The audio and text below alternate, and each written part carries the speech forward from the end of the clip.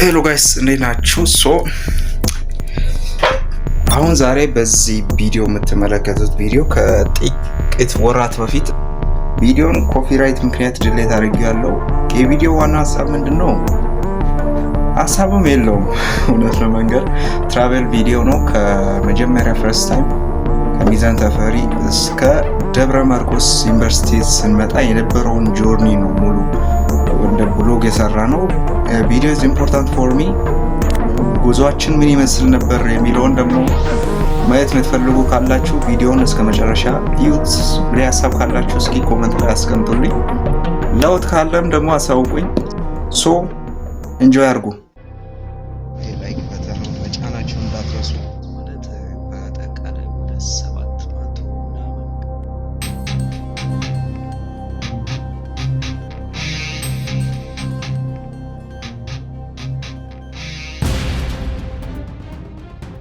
ከምታዩት ውስጥ አንዱ ነገር ቢኖር እዚህ ጋር የምታያቸው ነገሮች ናቸው። እዚህ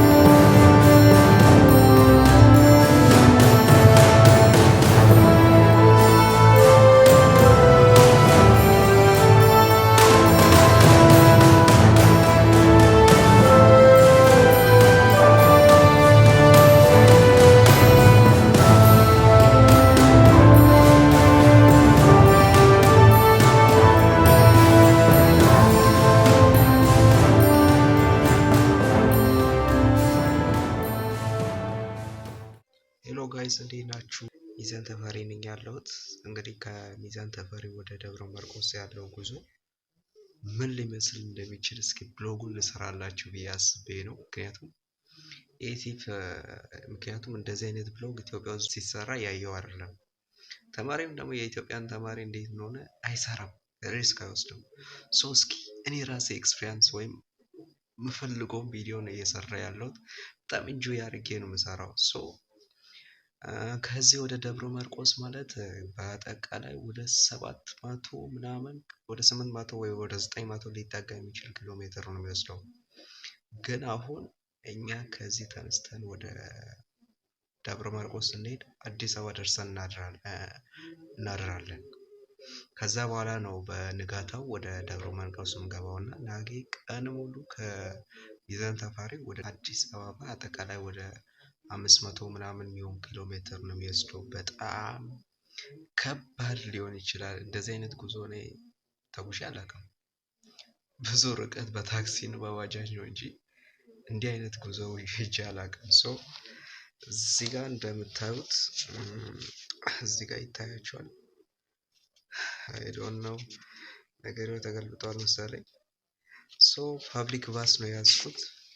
በፐብሊክ ባስ እንዴት የሆነ ፐብሊክ ባስ ነው። ፐብሊክ ባስ አሁን በዚህ ሰዓት እኛ ስንሄድ 1600 መሰለኝ ተከይቶ በጣም ሰቀሉት ነው የሚባለው። አይ ዶንት ኖ ብቻ በሰዓቱ ያደርሰኝ ነው። እስኪ ነገ ቀኑን እስኪ ምን ይመስላል የዩኒቨርሲቲ ስንሄድ ያለው መንገዱ። እናም ከሚዛን ተፈሪ የምትሄዱ ተማሪዎች ራሱ ከዚህ ቪዲዮ ብዙ ነገር እንደምትጠቀሙበት ተስፋ አደርጋለሁ። ስለዚህ በጣም ረጅም መንገድ ስለሆነ የምንጓዘው እስኪ ነገ የደንማርክ ጉዞን አብረን የምንጀምር ይሆናል። ነገ ከዚህ የምንወጣው የ9 ሰዓት ምናምን ነው። 10 ሰዓት መኪናው ይነሳል። ከዛ ጉዞ እንጀምራለን። የዩኒቨርሲቲ ትራቨል ብሎጌን እንግዲህ እስከ መጨረሻው እዩት። ሀሳብ አስተያየት ካለ ኮሜንት ላይ እንድታሳውቁኝ ፈልጋለሁ። እስኪ እንጓዝ አብረን።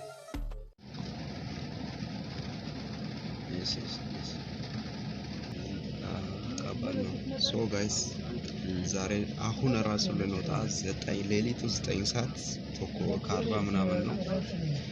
ሶ መንገዱ ምን እንደሚመስል አብረን ተጉዘን የምናየው ይሆናል። ሶ በጣም የሚገርም ጆርኒ የሚሆን ይሆናል። የሚገርም ብሎግም ራሱ ይወጣል። ብዙ ነገር እንደምትጠቀሙት ተስፋ አደርጋለሁ። እንግዲህ እስኪ እናያለን። ሰብስክራይብ የሚለውን የላይክ በተኑን መጫናችሁ እንዳትረሱ።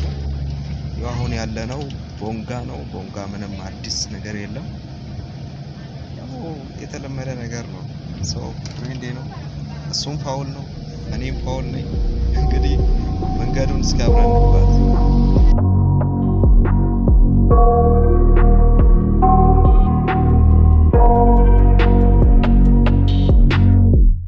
I got nightmares in my head, I fear that the thoughts build up until I can't hear, that my mind fills up into a creature, and it haunts me somewhere much deeper. Anxiety, filling up every space, no privacy, and silently, it could build and build until you finally see, whoa, it's taking over, damn no closure, moving closer. No exposure, I just wanna be a loner. Some can't stay sober, looking over all their shoulders, like moving boulders just to get out of the home. It sucks, I've had enough, I don't wanna feel the stuck under the rug, all my problems that I shove.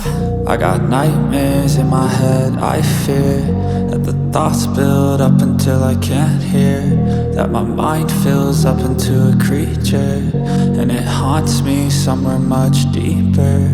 I got nightmares in my head, I fear that the thoughts build up until I can't hear, that my mind fills up into a creature, and it haunts me somewhere much deeper.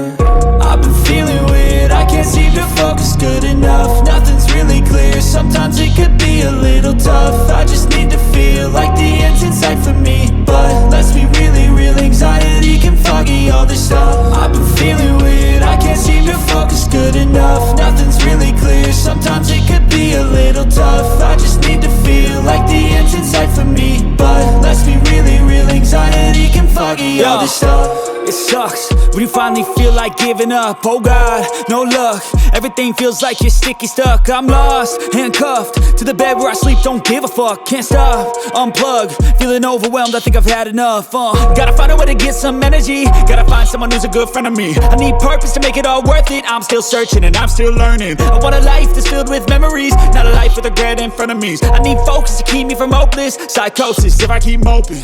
I got nightmares in my head, I fear that the thoughts build up until I can't hear, that my mind fills up into a creature, and it haunts me somewhere much deeper. I got nightmares in my head, I fear that the thoughts build up until I can't hear, that my mind fills up into a creature, and it haunts me somewhere much deeper. I've been feeling weird, I can't seem to focus good enough, nothing's really clear, sometimes it could be a little tough, I just need to feel like the end's in sight for me, but let's be really real, anxiety can foggy all this stuff. I've been feeling weird, I can't seem to focus good enough, nothing's really clear, sometimes it could be a little tough, I just need to feel like the end's in sight for me. ሶ ከ4 ሰዓት በኋላ እዚህ ጋር ወረድን። እንግዲህ እዚህ ጋር ስንወርድ ደግሞ ያገኘ ነው እነዚህን ዝንጀሮዎች ነው። በጣም የሚገርም ነው። እንግዲህ ሰው ሁሉ ወደዛ ነው የዞረው። ማለት እንደወረድን አየር ልንወስድ ነበር የወረድነው እና በቃ ጀስት በጣም ኢንጆይ ነው። በጣም የሚያስቁ ናቸው። ምንም ሰው አይፈሩ። ፐብሊክ ባስ ደግሞ ለነሱ ኮሸሮ ሲሰጥ ነበር። እነሱ መጥተው ይቀበሉ ነበር፣ ይበሉ ነበር። እንግዲህ ምን ልበላችሁ፣ እንግዲህ ጎልደን ባስም የተጠቀሙት ሁላ ወርዶ አይቶ በዛ እንትን ብሎ ነበር። ሶ ወደ ባሱ ተመለስን። ጉዟችንም አሁንም ቢሆን እንደቀጠለ ነው።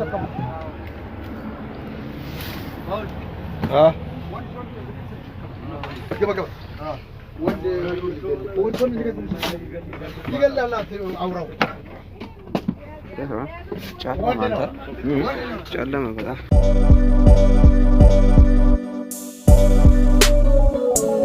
ቅድም ብያችሁ ነበር በምትወጡበት ሰዓት አንዳንድ ስናኮችንና ውሃዎች መያዝ አለባችሁ። በእርግጠኛ ይዘን ነው የገባ ነው። እኔ አንዳንድ ለ10 ሰዎችን ሁለታችንም ይዘን ገባን። ከዛ ፐብሊክ ባስ ደግሞ ሰርፕራይዝ አደረገን። እሱ ምንድነው ሙሉ ባስ ተጠቃሚዎች ኮሾሮና እንግዲህ ብስኩት ነው የሚመስለው እንትኑ ራሱ የሚገርም ነው። ኮሾሮና ግማሽ ሊትር ውሃ ምናምን ሰጡን። እሱን የበላን ባስ ውስጥ በጣም ኢንጆይ ያደረግን ነበር።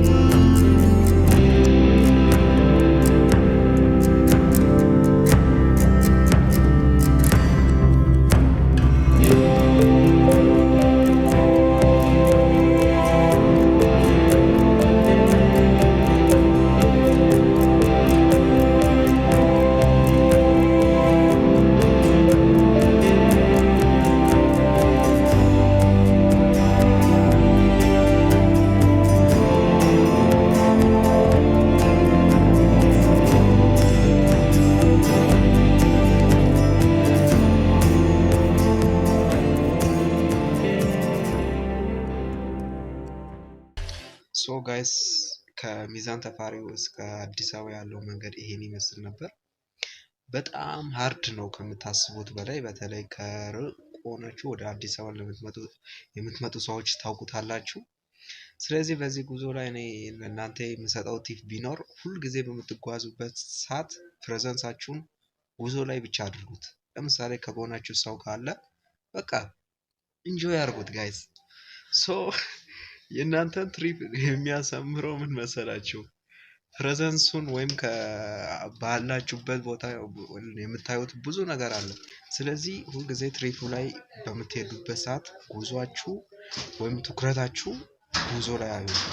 በቃ ውጭ ኔቸሩን እያያችሁት ኢንጆይ ያደረጋችሁ ብትሄዱ ለእናንተ ሪኮመንድ አደርጋለሁ። ሌላኛው ደግሞ እዚህ ጋር ብዙ ሰው የሚሳሳተው ምንድን ነው? በቃ ጉዞ ላይ የሆነ ደባሪ ያደርጉታል። እንዴት ነው የሚያደርጉት? የሆነ ኤርፎን ያደርጋሉ። ከዛ የሆነ ኤርፎኑ ላይ የሰማ በቃ ሌላ ይረበሻል። ነሲንግ ሶ ኤርፎን ራሱ ባትጠቀሙትም በቃ ስልካችሁን የሆነ በቃ አስቀምጡትና ዝም ብላችሁ ኔቸር እዩት። ሶ በዛ ኢንጆይ ያድርጉት። ኢትስ ፋይን ነው።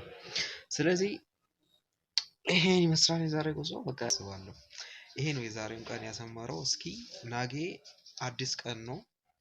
ናጌ ከአዲስ አበባ ወደ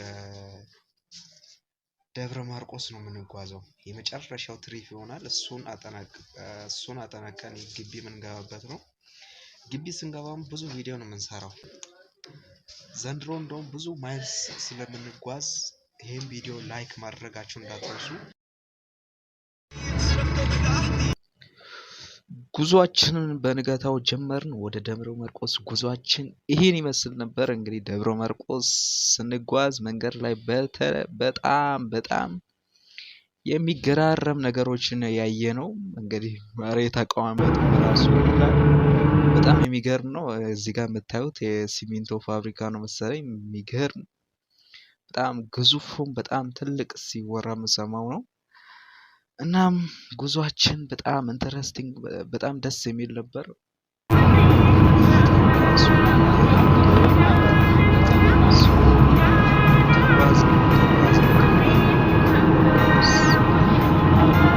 ደርስ ቀርበናል። በነገራችን ላይ እዚህ ጋር ስትመጡ መታወቂያ በየመንገዱ ፍተሻ ደግሜ ነው ነገራችሁ፣ በየመንገዱ ፍተሻ ያለ። ስለዚህ ሁልጊዜ በምትመጡበት ሰዓት መታወቂያችሁ ወሳኝ ነገሮችን ኪስ ቦርሳ ካለ እዛ ውስጥ አድርጋችሁ ብትመጡ ይሻላል። ምክንያቱም መንገድ ላይ ብዙ ጊዜ ነው የምትወርዱት። እዚህ ጋር እኛ የአባይ ሸለቆ የሚባል ቦታ ላይ ገባን። እዛ ጋም ፍተሻ ነበር። መንገድ ላይም የተለያዩ ፍተሻ አሉ። ስንሄድ ደግሞ የገረመን ውስጥ አንዱ ይሄ ነው። አባይ ሸለቆ የሚባል ቦታ ውስጥ ያየሁት በጣም የሚገርም ተራራ አለው። መንገዱም ሁላ ራሱ በጣም የሚገርም ነበር።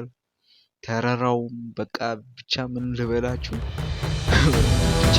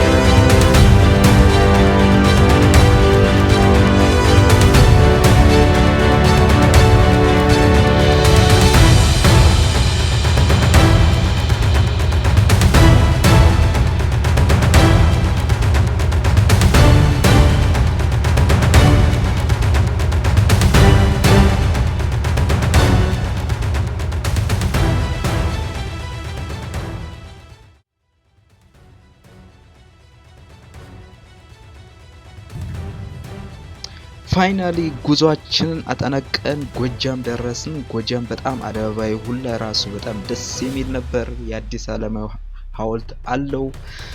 ዴንማርክ ማለት እንግዲህ ደብረ ማርቆስ ነው ሌላኛው ስም። እንግዲህ በሌላ ቻፕተር እስከምንገናኝ ድረስ መልካም ውሎ መልካም ቆይታ እንዲሆንላችሁ ተመኘው። ቻው